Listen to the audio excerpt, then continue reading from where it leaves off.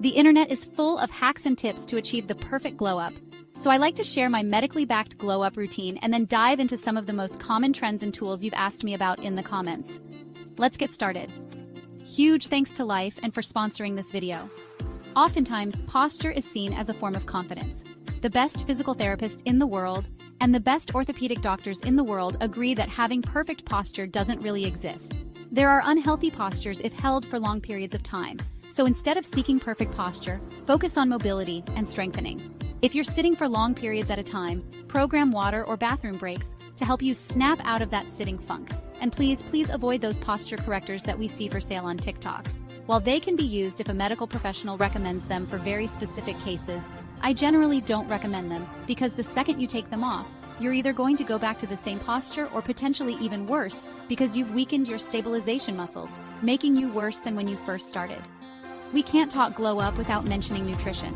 When you're thinking about what types of foods to eat, focus on whole foods, fruits, vegetables, vitamin-rich foods with lean sources of protein.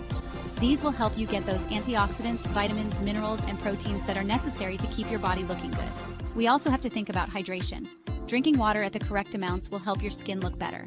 It will help your skin color look better because your circulation will improve. Also, when you're dehydrated, you're hurting your metabolism, therefore burning fewer calories, potentially leading to more weight gain. There's so much information about the right number of glasses of water you have to drink. There's no perfect answer here because everyone's bodies are different, our activities are different, the temperature that we're exposed to is different. The rule that I give to most of my patients is just to look at their urine. If it's pale straw-colored, odds are you're in a good spot. If I could bottle the benefits of exercise, I would become a trillionaire. Just think about the mood-boosting, libido-boosting, and the social connections that come from fitness. It's truly one of those miraculous activities that help on almost all fronts. Mix up resistance and cardio training. That's going to give you the best results. Resistance training helps work muscle, helps prevent injury, helps keep our bones strong. And then cardio helps keep our lungs and heart strong. We're in a sleep pandemic. When you're functioning on 5 hours of sleep consistently, you're functioning with a weakened immune system, less creativity, and worse appearance. Those bags under your eyes, the redness in your eyes, your skin is suffering, literally. When you sleep 7 to 9 hours a night consistently, the same hours per night, that's an important tidbit there, you're actually improving circulation to your skin.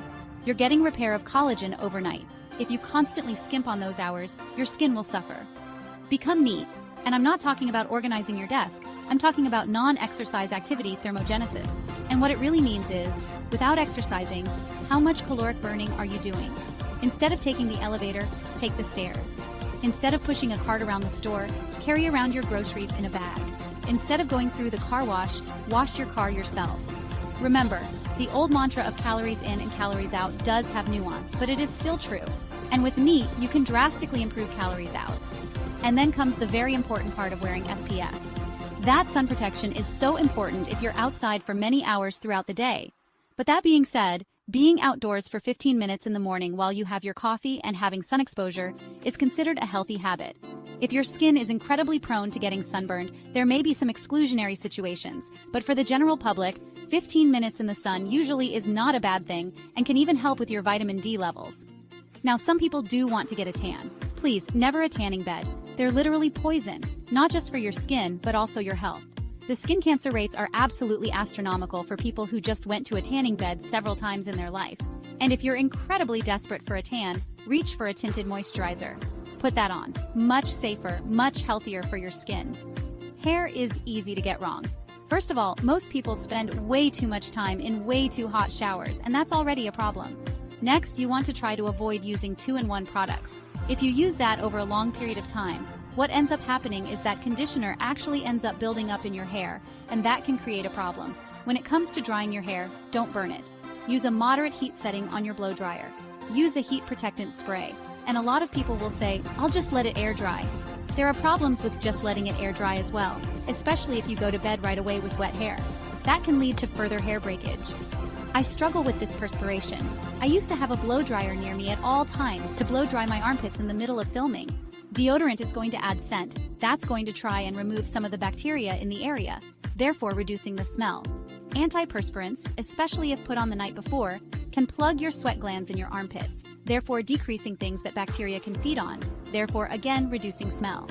And finally, there are more extreme measures like getting Botox injected into your armpit sweat glands to stop sweating. Got to take care of your pearly whites because a sexy mouth is a healthy mouth, so that means brushing and flossing your teeth. When you floss your teeth, you can get better results from underneath the gum, getting that gunk out of there, which will not only help with appearance by reducing gingivitis and inflammation of the gums, but also decreasing bad smell. That good old halitosis. Having a healthy mouth is part of any glow up, and I've been working on mine thanks to my Life and Wave toothbrush who sponsored this video. Sometimes we get complacent and don't brush the exact correct way.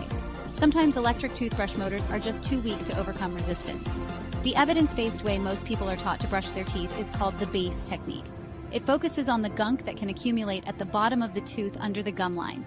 This is targeted using a 45-degree angle while brushing. Why I really like the Life and Wave is that it supports this technique with an ultra-wide 60-degree oscillation and advanced vibration, meaning the brush can target those difficult-to-reach areas without messing with my sensitive gums. While it has a really powerful motor, it also has unique soft taper bristles so my gums don't have to be hurt in the process. Its combined oscillation and vibration make it useful for people who have mobility issues or are recovering from an injury that makes getting those angles or movements difficult. The brush heads are easily replaceable and much more reasonably priced, which is such a relief considering how expensive some of those brushes can get. Click the link in the description to get your Life and Wave today so that your teeth can get the glow up they deserve. Now, you've sent me many TikToks with all sorts of glow up tools. I ordered a lot of them. Let's check them out. You might be wondering what I'm wearing, and as am I, because this is a red light mask. It also does blue light, and that is because the claim behind these red light at home masks is that the red light that you're being exposed to helps decrease wrinkles and the blue light can help with acne. The reason why they postulate that this works is that the red light can actually penetrate your skin somewhat deeper, therefore targeting fibroblasts, therefore having improved skin contour and decreased wrinkles. These at-home treatments are weaker than what you would get at an office-based procedure, but they generally are pretty safe as long as you're not getting any exposure into your eyes. So you have to be quite careful with that, and my recommendation would be to talk with a doctor if you're even considering using one of these things. But I will say, on an evidence scale, we do see some evidence that if you use it consistently, there could be improvements in your skin. It's not enough for me to make this a full go, so for me, it's still a no, just because it looks ridiculous. You have to use it for months at a time in order to see improvements. I don't want to look like this. This is potentially one of the more dangerous products, even though it looks so innocent. It's like, oh, I just put this around my waist and it's going to help me look thinner. It's like, no, this is so incredibly problematic for a human body. This does not permanently change the way you look. When you take it off, your body will return to the way that it looked, by sweating where this thing is on you, not reducing or spot reducing the amount of fat content there. Not only does it decrease your ability to breathe properly, it also creates problems in your GI system because it squishes all the organs together. It can also create a condition known as meralgia paresthetica, whereby compression of the lateral femoral cutaneous nerve, you actually develop numbness and tingling in the front portion of your thighs. Because it also supports your core, it will ultimately weaken your core and your pelvic muscles. So, on an evidence level, this thing is not a 0, it's a -3, and it's a full no for me. Brushing your skin with a dry brush and some of the claims surrounding dry brushing are pretty tame and reasonable. Exfoliating your skin, getting rid of dead skin cells that are on the superficial part of your skin, increasing circulation to the area of your skin. So even though the medical literature on this is basically 0, I would still give this a go as long as you don't have any pre-existing skin conditions that would cause your skin to flare up from a dry brushing. I kind of like it. We basically have this skin roller, if you will, that has really small sharp points on it that basically create micro trauma to the skin. And the claim here is that it's going to improve the appearance of your skin, it's going to help with the texture of your skin, pigmentation issues, but also, uniquely, hair regrowth. In a single study, this plus minoxidil worked better than minoxidil alone. So perhaps this is creating those micro-traumas that are allowing the medication to get in deeper or more effectively. We don't have the exact answer to that. I would just be very careful with products like this because it can make certain skin conditions worse. If you're using certain skincare products like retinol and microneedle, it can be really problematic. We don't recommend that here. I feel like this is just a recipe for disaster, so for me, this is still a no. Jade Roller and Gua Sha. Both are used to decrease puffiness in the face, improve circulation, and some people absolutely swear by these. Keeping them cool, putting them in the refrigerator overnight, and first thing in the morning, rubbing them on their skin. Now, the evidence on this isn't great because no one's really doing randomized controlled studies with these tools, but logically it makes sense that if you have some puffiness in the morning after laying flat at night, this can help aid your lymphatic system to decrease that puffiness. A lot of people get benefit from the ritual of sitting with their jade roller, having that cool sensation on their face. While this doesn't have great evidence, it's not particularly harmful if you use it with light pressure. So for me, this one's kind of a no-go, meaning that it's in the middle of a no-a-go, no-go, no-no. Cool sculpting.